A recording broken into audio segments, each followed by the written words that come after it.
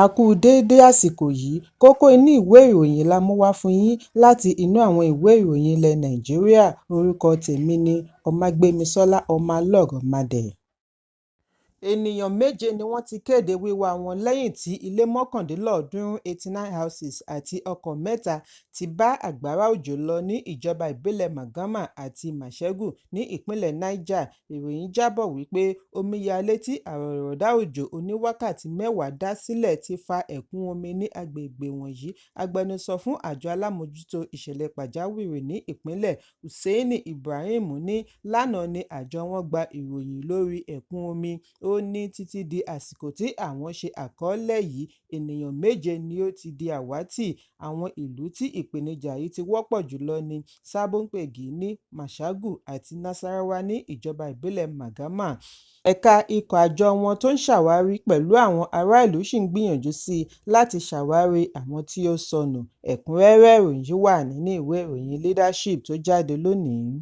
Gómìnà àná fún ìpínlẹ̀ Jigawa, Olóyè Sule Lamido, jẹ́ ọ̀kan lára àwọn tí ó ṣe ìṣẹ̀dálẹ̀ ẹgbẹ́ òṣèlú People's Democratic Party (PDP).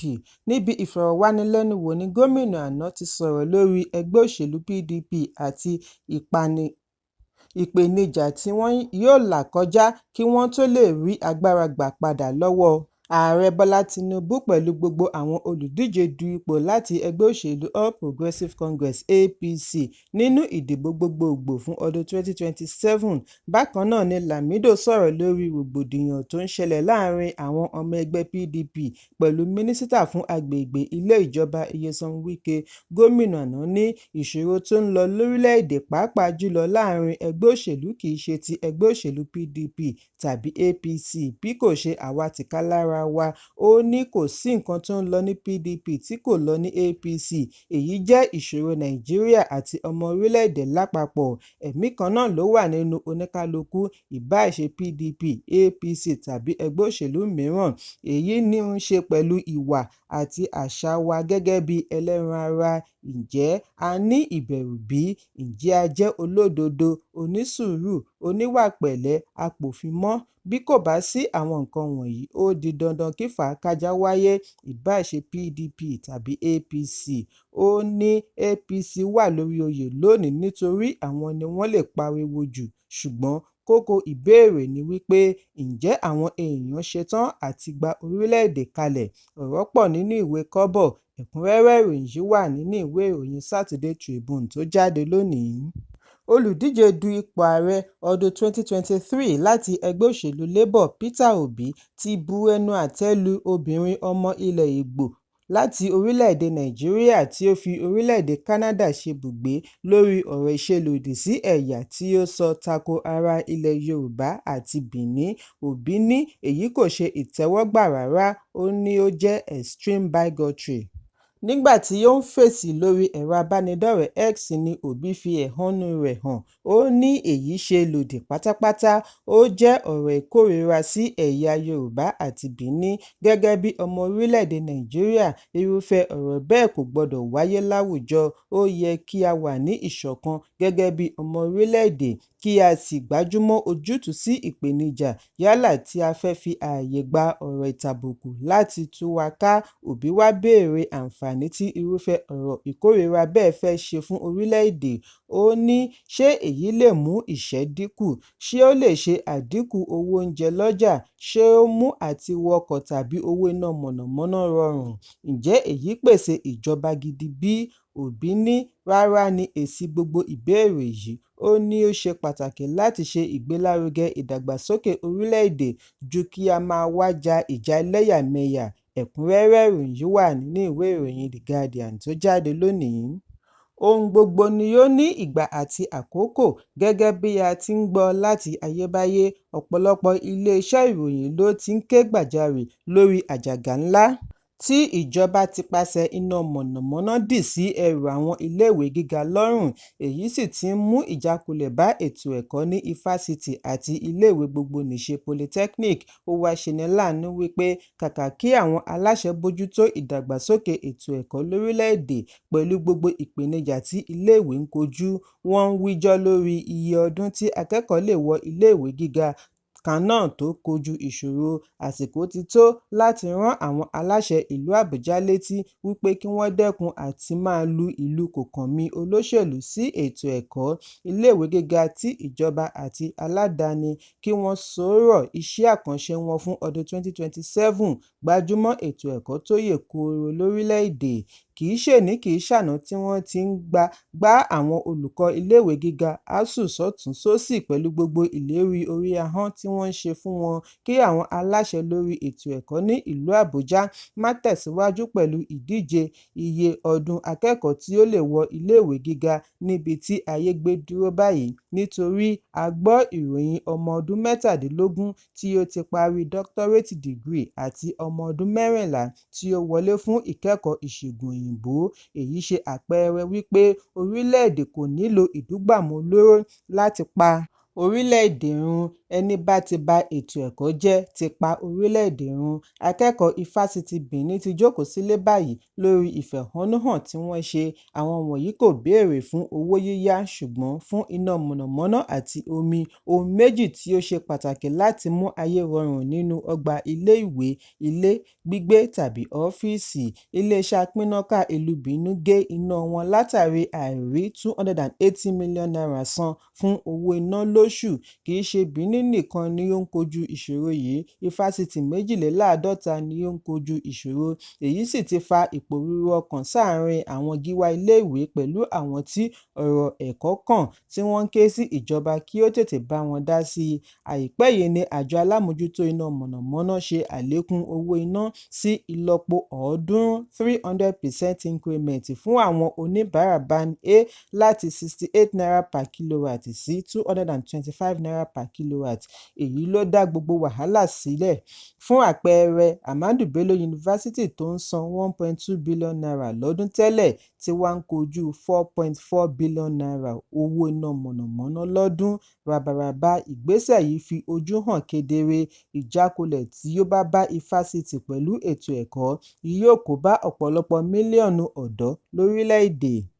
Ẹgbẹ́ olùkọ́ ifásitì ASUU náà ti ké gbàjarè lórí gọbọi owó iná tí ifásitì ń san lọ́dún. Bí ààrẹ gbogboògbò fún ifásitì akàwégboyè Emmanuel Osodeke ti pè fún per unit billing bí owó iná ifásitì ṣe lọ sókè ní ìlọ́po 300. Níbi ìfọ̀rọ̀wánilẹ́nuwò ní alága ASUU ti yarí wípé ìjọba àpapọ̀ gbọ́dọ̀ pín ire láre fún gbogbo ènìyàn. Ó ní kí àwọn oníbàárà iná máa san owó iye iná tí wọ́n bá lò pẹ̀lú owó kan náà, yálà tí wọ́n fi ń pe àwọn kan ní band A tàbí band D. Ẹni tí ó bá lo iná wákàtí 14 gbọ́dọ̀ san owó iná wákàtí 14. Kì í ṣe wípé kí wọ́n máa san owó rẹpẹtẹ nítorí wọ́n wà lábẹ́ band A. Èyí kò bójúmu rárá. Ẹ̀kúnrẹ́rẹ́ ìròyìn yìí wà nínú ìwé ìròyìn The Guardian tó jáde lónìí. Àjọ alámòójútó àjàkálẹ̀ àrùn lórílẹ̀-èdè NCDC ti ṣe àkọọ́lẹ̀ àwọn tó ní àrùn olódì ọ̀bọ mpox sí 48 48 cases káàkiri ìjọba ìbílẹ̀ 35 ní ìpínlẹ̀ 19 pẹ̀lú olú ìlú Àbújá. Àfihàn yìí wáyé nínú àkọọ́lẹ̀ wọn fún ọ̀sẹ̀ 24 week 34 report tí wọ́n fi sórí ẹ̀rọ alágbàtà wọn lánàá, ṣùgbọ́n wọ́n ní àwọn kò tíì ní àkọọ́lẹ̀ ikú kankan látara àrùn yìí nínú ọdún 2024. Gẹ́gẹ́ bí àlàyé àjọ NCDC, ẹ̀sùn 17 wáyé láàrin ọmọ ìkókó títí di ọmọ ọdún 10, 7 láàrin ọmọ ọdún 11 títí dé 20, 9 láàrin 21 dé 30, 8 láàrin 31 títí dé 40 àti 7 láàrin 41 títí dé 50. Àwọn ìpínlẹ̀ tí àkọọ́lẹ̀ wọ̀nyí ti wáyé ní ìpínlẹ̀ Èkó, ẹ̀sùn 1, Rivers 2, Bayelsa 6, Abia 1, Delta 2, Imo 1, Edo 1, Abuja 2, Anambra 2, Cross River 5, Plateau 2, Akwa Ibom 4, Nasarawa 1, Ọ̀yọ́ 1, Kaduna 1, Ebonyi 1, Benue 3, Enugu 8, Ọ̀ṣun 2, Kebbi 1 àti Zamfara 1. Ẹ̀kúnrẹ́rẹ́ ìròyìn yìí wà nínú ìwé ìròyìn This Day tó jáde lónìí. Ọ̀gá ọlọ́pàá kan tí ó ti fẹ̀yìntì báyìí ti sọ wípé ojúlówó ìmọ̀ ẹ̀rọ tí wọ́n fi ń ṣe àwárí ibi tí ìwà ọ̀daràn bá sodo sí Tracking Technological Platform tí ó máa ń ran àwọn ọlọ́pàá Intelligence Response Team IRT lọ́wọ́ láti tọpinpin àwọn oníwà ọ̀daràn ni àwọn olóṣèlú ti ń lò báyìí láti fi tọpinpin àwọn ọ̀tá wọn àti àlè wọn. Òṣìṣẹ́fẹ̀yìntì yìí sọ eléyìí nígbà tí ó ń dáhùn ìbéèrè lórí kí ló ṣẹlẹ̀ sí ìmọ̀ ẹ̀rọ tí wọ́n gbé kalẹ̀ láti fi ṣàmójútó àwọn ajínigbé ní kíákíá kí wọ́n sì ṣe àgbàkalẹ̀ àwọn tí wọ́n jí gbé. Ọdún 2015 ni iléeṣẹ́ ọlọ́pàá ṣe ìfilọ́lẹ̀ ìmọ̀ ẹ̀rọ tracking device tí wọ́n ṣe àgbékalẹ̀ rẹ̀ nígbà ìṣèjọba ọ̀gá ọlọ́pàá yányán ìgbà náà Solomon Arase. Ìmọ̀ ẹ̀rọ yìí ni ọlọ́pàá fi ṣe àmójútó àwọn ajínigbé pẹ̀lú ìròyìn tí wọ́n bá gbà. Bákan náà ni ó ń bá wọn ṣe àmójútó ìlà ìbánisọ̀rọ̀ tí àwọn ajínigbé ń lò pẹ̀lú ọ̀gọ̀ọ̀gọ̀ ilé tí wọ́n ń lò sí. Ọ̀kan lára àṣeyọrí rẹ̀ ni bí wọ́n ṣe mú àwọn tí ó jí akọ̀wé àná fún ìjọba àpapọ̀ Olóyè Olúfálàyé tí àwọn darandaran jí gbé ní ọjọ́ 21 oṣù kẹsàn-án ọdún 2015.